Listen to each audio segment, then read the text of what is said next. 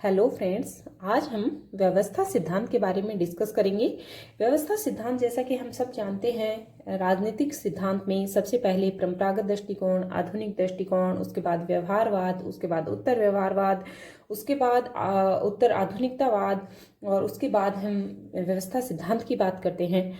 तो व्यवस्था सिद्धांत वैसे देखें तो व्यवहारवादी क्रांति की देन है। व्यवहारवादी क्रांति यानी कि जो तथ्य की बात करें, जो व्यष्टिवाद की बात करें, जो वैज्ञानिकता की बात करें, जो व्याख्या पर बल दे, जिसमें मतलब प्राथमिक आंकड़ों पर बल दिया जाए, ठीक है, जो सिर्फ मतलब तथ्य और वैज्ञानिकता पर बहुत अधिक जोर देकर मूल्य की अवहेलना करे, तो उसकी मतलब देन, व्यवहारवादी क्रांति की देन क्या है? व्यवस्था सिद्धांत। और यह सूक्ष्म अध्ययन है, अर्थात जो राजनीतिक प्रक्रिया है, राजनीतिक प्रक्रिया में कौन आएगा? सरकार और जनता के मध्य जो अंतःक्रिया होती है वो राजनीतिक प्रक्रिया होती है। तो इसमें सूक्ष्म अध्ययन और राजनीतिक प्रक्रिया का अध्ययन किया जाता है। और उसके बाद व्यवस्था सिद्धांत जो है, इसमें व्यवहारवाद की क्रमबद्धीकरण व्यवस्था से ये जुड़ा हुआ है। जैसा कि हम सब ने व्यवहारवाद की विशेषताएं पढ़ी थी, जिसको कि डेविड स्टन ने बौद्धिक आधारशिला के रूप में जिनको हम जानते हैं, और उसमें नियमितता, सत्यापन, अनुप्रयोग है ना, प्रमाणीकरण, तथ्य मूल्य प्रभेद, शुद्ध विज्ञान, क्रमबद्धीकरण, जिसको हम सिद्धांत निर्माण भी बोलते हैं, और उसके बाद एकीकरण या समग्रता या अंतःशास्त्रीय उपागम।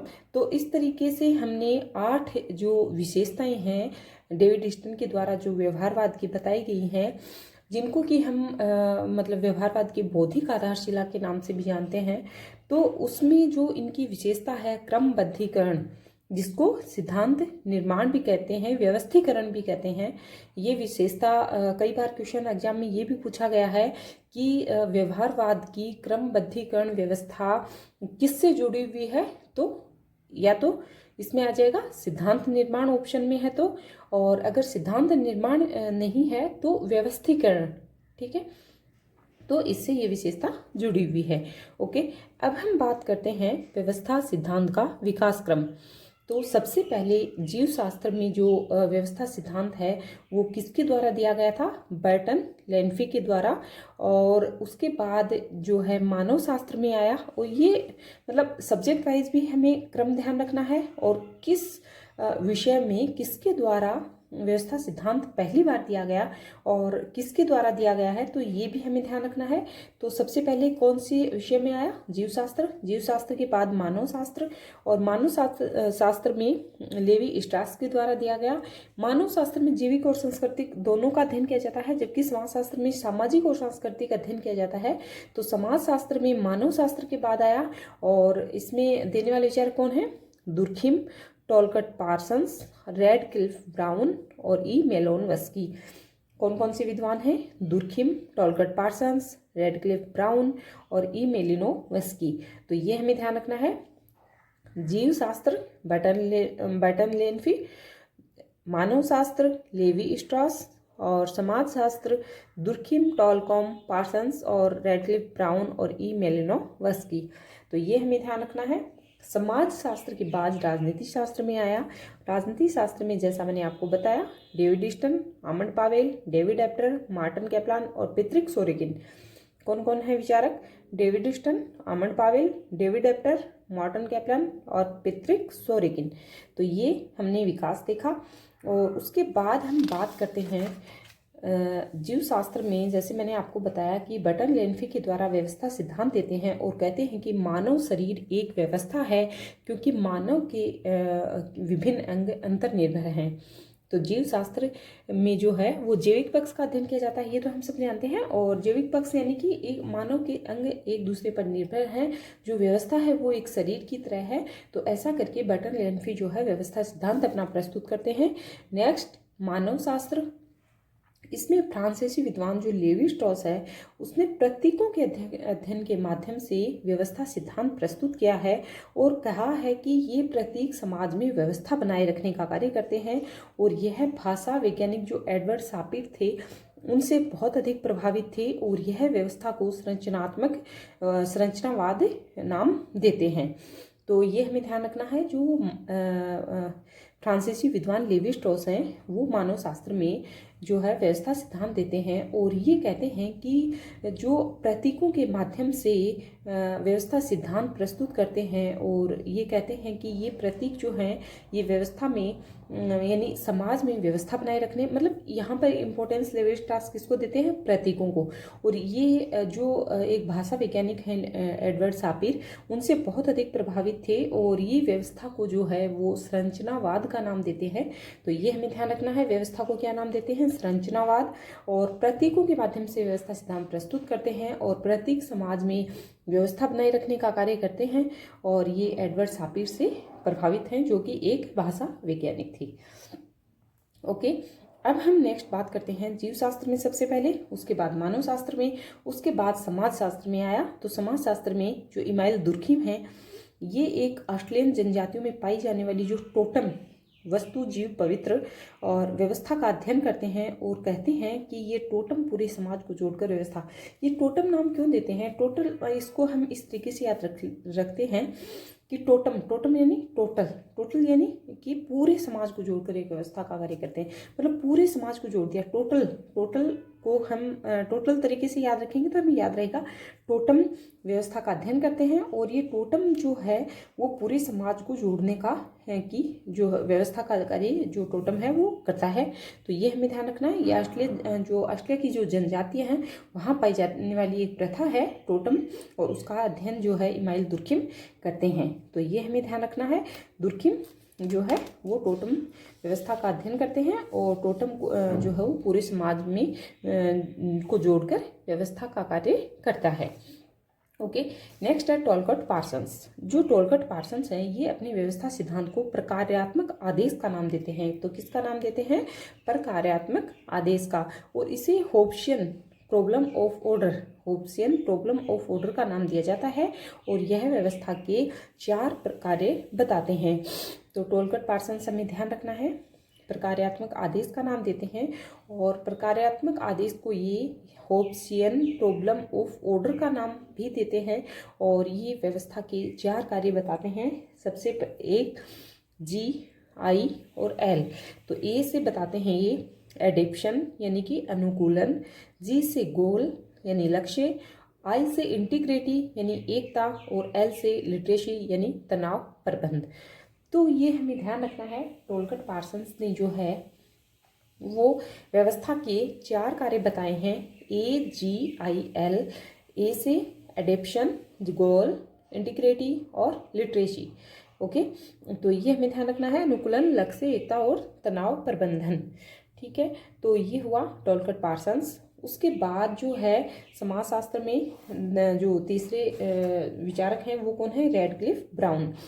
तो जो रैडक्लिफ ब्राउन है इन्होंने अपने व्यवस्था सिद्धांत में संरचनात्मक प्रक्रियात्मक का नाम देते हैं और ये रैडक्लिफ ब्राउन जो है वो अंडमान निकोबार द्वीप समूह की जो आंगे व जारवा जनजातियों में पाई जाने वाली विलाप प्रथा का अध्ययन करते हैं और ये कहते हैं कि ये विलाप प्रथा समाज में व्यवस्था बनाए रखने में महत्वपूर्ण है। तो ये विलाप प्रथा यानी वैसे देखें तो जैसे इंडिया में भी किसी की डेथ हो जाती है तो सारे लोग मतलब मिलकर रोते हैं और बहन बेटियां भी आती हैं, परिवार के लोग भी आते हैं।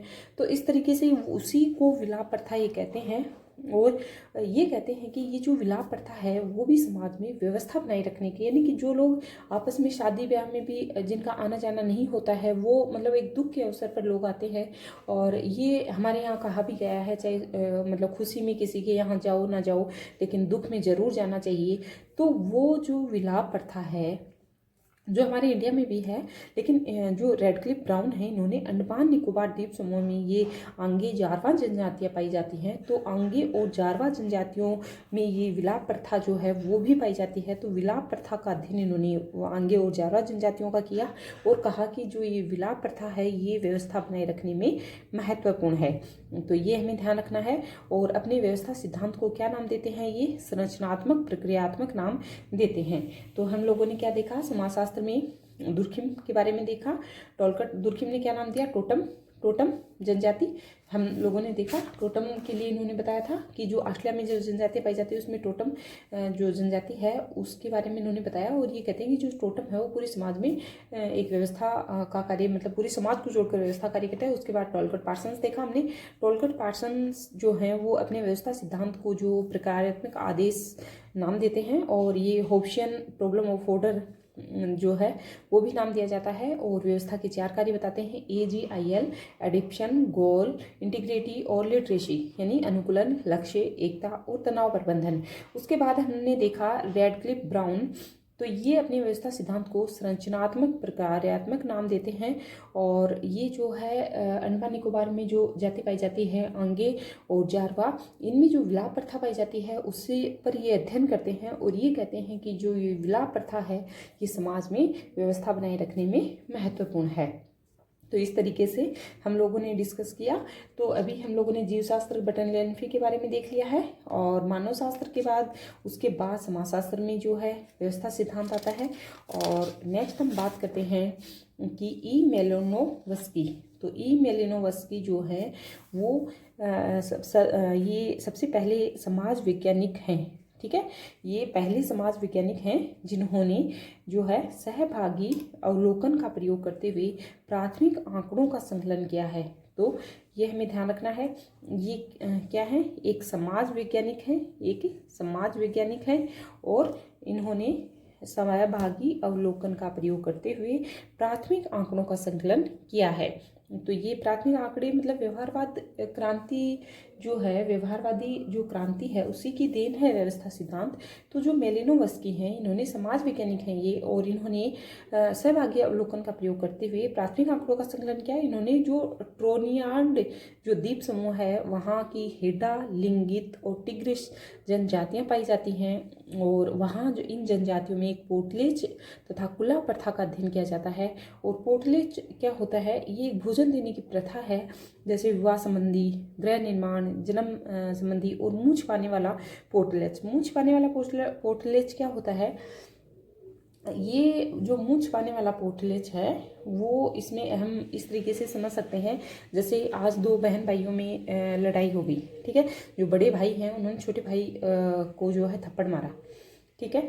और फिर वो बड़े भाई अपना ड्यूटी करते हैं, ऑफिस जाते हैं, और जब वो शाम को घर आते हैं वापस, तो ये एक मतलब छोटे भाई के लिए एक चॉकलेट ले आते हैं, ठीक है। उसको बिना कुछ बोले वो चॉकलेट दिखाते हैं, और मतलब फिर वो खुश हो जाता है, दोनों में वापस प्यार हो जाता है। तो वही है मूंछ पाने वाला पोटलेज, यानी कि बिना बताए उसके लिए कुछ सरप्राइज के रूप में उसको कुछ देना, तो वो है मूंछ पाने वाला पोटलेज।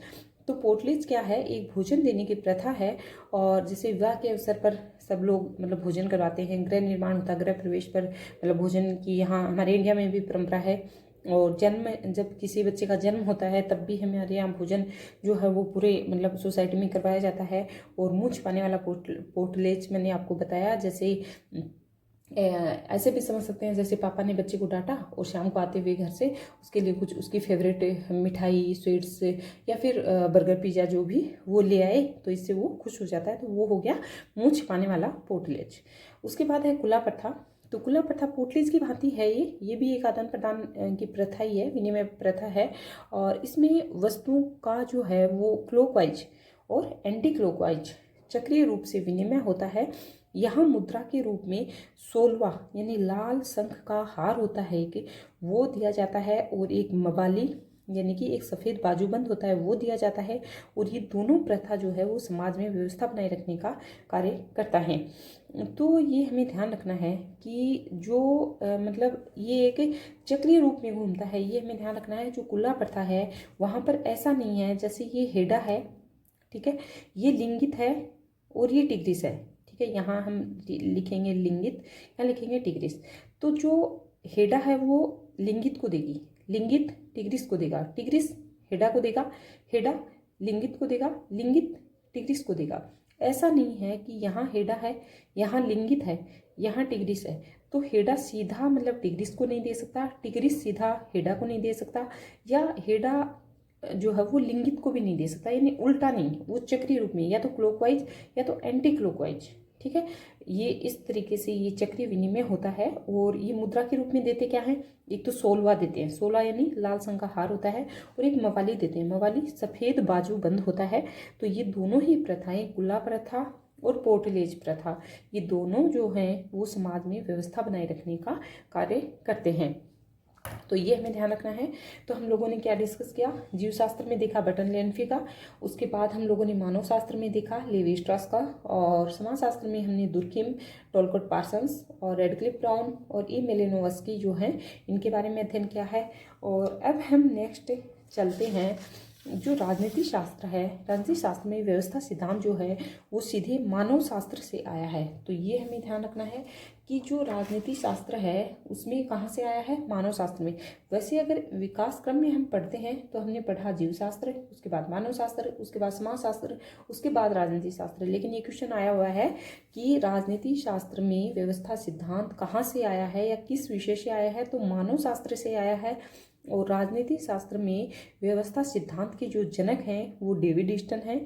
और ईस्टन जो है व्यवस्था सिद्धांत में सुधार कर संरचनात्मक प्रकार्यात्मक सिद्धांत भी दिया है। और डेविड ईस्टन जो है उन्होंने भी, मतलब डेविड एप्टर ने भी विकासशील देशों के अनुरूप व्यवस्था सिद्धांत दिया है। और अंतर्राष्ट्रीय राजनीति में व्यवस्था सिद्धांत पर चर्चा किसने की है, पित्रिम सोरोकिन ने और मैक्लीलैंड और इकाई बर्ड करते हैं। परंतु अंतर्राष्ट्रीय राजनीति में, ठीक है, अंतर्राष्ट्रीय राजनीति में व्यवस्था सिद्धांत के जनक हम मार्टिन कैप्लान को मानते हैं। लेकिन इस पर चर्चा जो है वो पित्रिम सोरोकिन, मैक्लीलैंड और इकाई बर्ड करते हैं, ये हमें ध्यान रखना है। तो एक बार ये थोड़ा इतिहास है, इसको हम मतलब एक दो बार रिवाइज करेंगे तो हमें अच्छे से याद रह जाएगा। और यहाँ से क्वेश्चन आता है एग्जाम में, तो ये हमें ध्यान रखना है। तो एक बार हम इसको दोबारा रिवाइज कर लेते हैं कि जो व्यवस्था सिद्धांत है ये व्यवहारवादी क्रांति की देन है, और ये सूक्ष्म अर्थात राजनीतिक प्रक्रिया का अध्ययन करता है। और व्यवस्था सिद्धांत जो है वो व्यवहारवाद की क्रमबद्धीकरण व्यवस्था से जुड़ा हुआ है। और इसका विकास क्रम सबसे पहले जीव शास्त्र, उसके बाद मानव शास्त्र, उसके बाद समाज शास्त्र और उसके बाद राजनीति शास्त्र। राजनीति शास्त्र में कहाँ से आया, मानव शास्त्र से। मानव शास्त्र में जैविक और सांस्कृतिक पक्ष का अध्ययन किया जाता है, जबकि समाज शास्त्र में सामाजिक और सांस्कृतिक पक्ष का अध्ययन किया जाता है। तो ये हमें ध्यान रखना है। उसके बाद हम बात करते हैं जीव शास्त्र में। तो जीव शास्त्र में जो बर्टन लेन्फी है वो कहते हैं कि मानव शरीर एक व्यवस्था है और मानव के विभिन्न अंग अंतर्निर्भर हैं। उसके बाद मानव शास्त्र, मानव शास्त्र में ये जो लेवी स्ट्रॉस हैं वो प्रतीकों के माध्यम से जो व्यवस्था सिद्धांत प्रस्तुत करते हैं। ये कहते हैं कि जो प्रतीक जो हैं यानी जो सिम्बॉलिक है वो समाज में व्यवस्था बनाए रखने का कार्य करते हैं। और समाज वैज्ञानिक एडवर्ड सापिर से प्रभावित थे और ये व्यवस्था को संरचनावाद का नाम देते हैं। ओके, अब हम बात करते हैं समाजशास्त्र में। इमाइल दुर्खिम ये टोटम, जो ऑस्ट्रेलिया में पाई जाने वाली जनजाति है, टोटम का अध्ययन करते हैं और कहते हैं कि टोटम व्यवस्था पूरे समाज को जोड़कर जो है व्यवस्था का कार्य करती है। और उसके बाद हम बात करते हैं टोलकोट पार्सन्स की।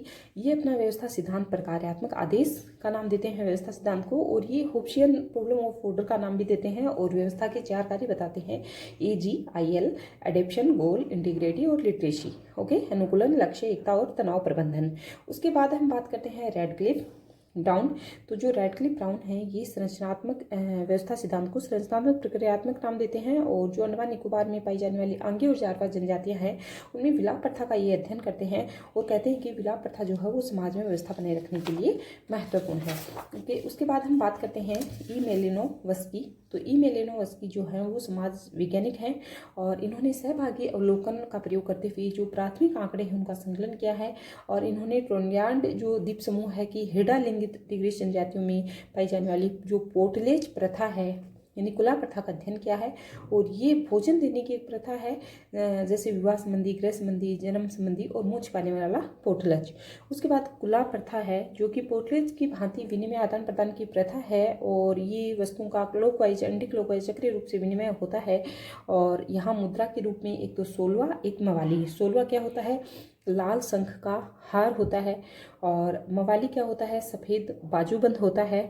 और ये दोनों प्रथाएं जो हैं वो समाज में व्यवस्था बनाए रखने का कार्य करते हैं। और इस तरीके से जो है समाजशास्त्र में मेलिनोवस्की ने अपना ये व्यवस्था सिद्धांत दिया है। उसके बाद हम बात करते हैं राजनीति शास्त्र। राजनीति शास्त्र में व्यवस्था सिद्धांत सीधे मानव शास्त्र से आया और व्यवस्था सिद्धांत के जनक वैसे डेविड ह्यूस्टन हैं। और व्यवस्था सिद्धांत में सुधार कर संरचनात्मक प्रकार्यात्मक सिद्धांत भी दिया है। और उसके बाद डेविड डॉप्टर ने विकासशील देशों के अनुरूप व्यवस्था सिद्धांत दिया है। और अंतर्राष्ट्रीय राजनीति में मतलब व्यवस्था सिद्धांत पर चर्चा तो पितरिम, सोरोकिन, मैक्लेलैंड और इकाई बर्ट करते हैं, लेकिन जो जनक हैं व्यवस्था सिद्धांत के अंतर्राष्ट्रीय राजनीति में वो मार्टिन कैपलान माने जाते हैं। तो ओके फ्रेंड्स, तो होप करती हूँ कि आपको ये विकास क्रम जो व्यवस्था सिद्धांत का समझ में आया होगा। और नेक्स्ट वीडियो में हम डेविड ह्यूस्टन का व्यवस्था सिद्धांत जो है उसके बारे में डिस्कस करेंगे। तो ओके फ्रेंड्स, थैंक्स।